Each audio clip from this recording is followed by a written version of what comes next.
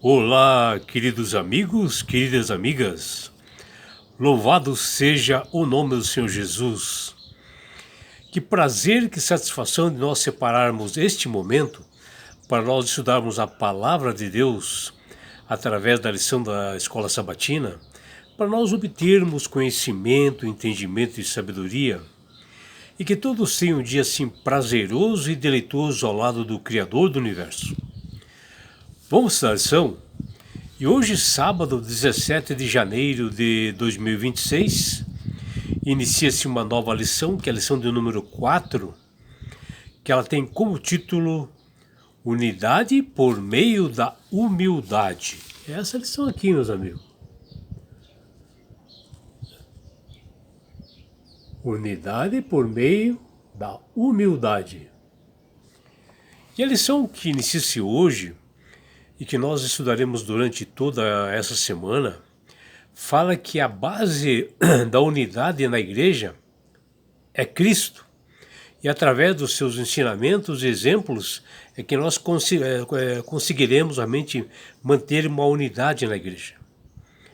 E a lição 4 dessa semana tem como referência os seguintes livros e capítulos das Sagradas Escrituras: Filipenses capítulo 2, Gálatas capítulo 5, Tiago capítulo 3, Mateus capítulo 12 e 15, Efésios capítulo 4, Romanos capítulo 8, Efésios capítulo 6, Jeremias capítulo 17, Hebreus capítulo 4, Lucas capítulo 1 e 1 Timóteo capítulo 3.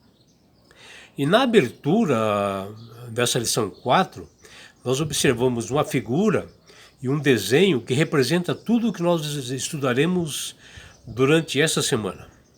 Que é essa figura aqui, meus amigos. Aí. Vocês podem observar aí, né? Nós vemos aqui um grupo de pessoas ali do lado esquerdo. Vemos um grupo de pessoas do lado direito, né?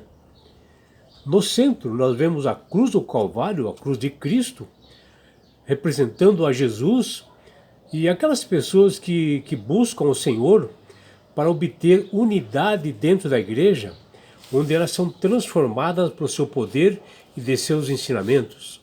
Se você observar aqui no desenho, do lado esquerdo, nós temos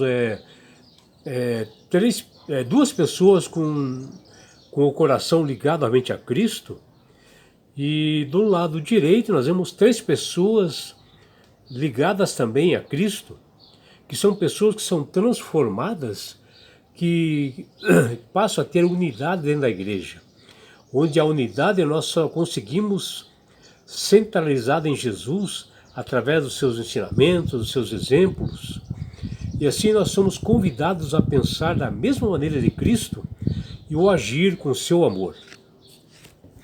E a lição que inicia-se hoje mostra a importância de que Deus, Ele é o nosso maior exemplo de unidade, onde o Pai, o Filho e o Espírito Santo, as 3 pessoas da Trindade, elas estão realmente unidas, né? E nas suas manifestações e que elas se completam em amor, missão e essência. A igreja, como um corpo de Cristo, também deve refletir essa mesma realidade, onde possui muitos membros, né, diferentes funções, em um só corpo, que é o corpo de Cristo, onde a igreja é o corpo de Cristo. E pensando nisto, o responsável pela lição 4 dessa semana colocou o seguinte verso para memorizar: completem a minha alegria, tendo o mesmo modo de pensar, tendo o mesmo amor e sendo unidos de alma e mente. Que o apóstolo Paulo fala lá em Filipenses capítulo 2, versículo 2. E aqui o apóstolo, preocupado com a igreja de Filipos, faz uma exortação para que os irmãos praticassem o amor e a humildade, para que eles pudessem manter unidade, que refletia, assim, os maiores desafios dessa igreja, especialmente pelos seus líderes.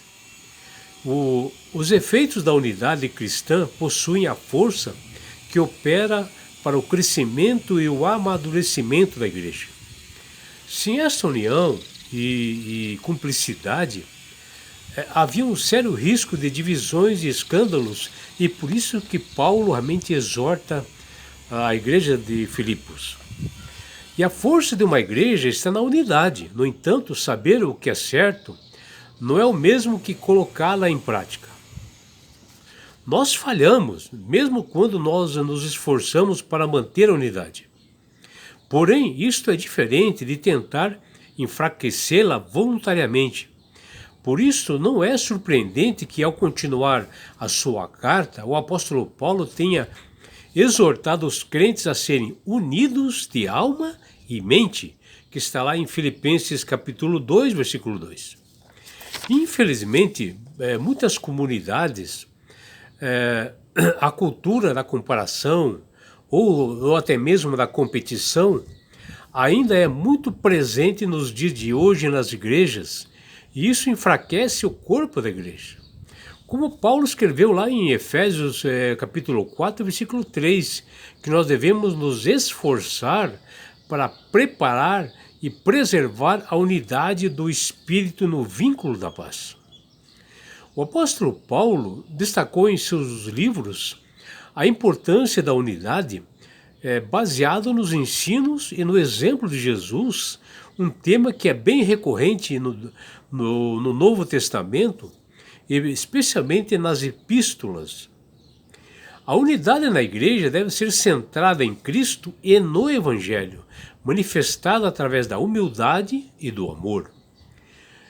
A desunião, que é muito comum nos dias de hoje, que aparece em todo o universo, ela teve início na rebelião de um anjo no céu que manifestou seu orgulho querendo ser igual a Deus, com desejo de adoração e poder para ele.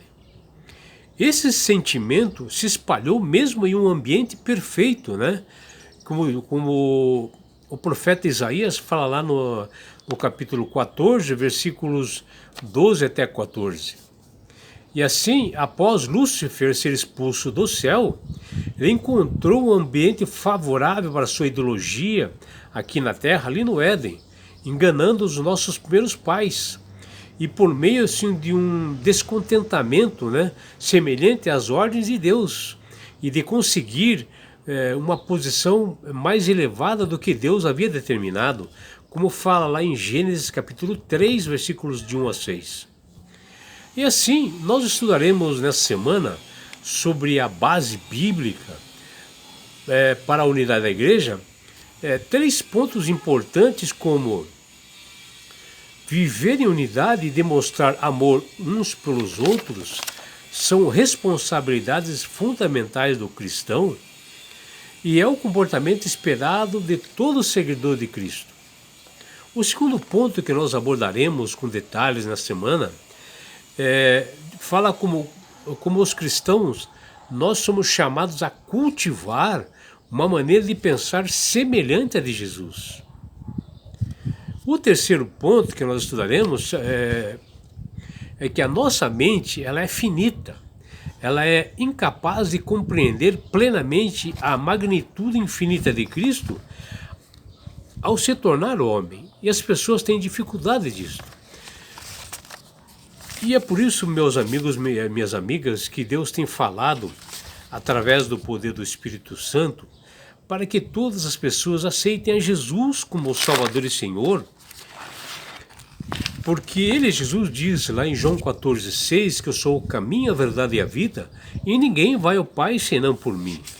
É Jesus mencionando que ele é o único mediador entre os homens e Deus, e que a salvação só vem através de Jesus, dele Jesus. Não existe outro meio.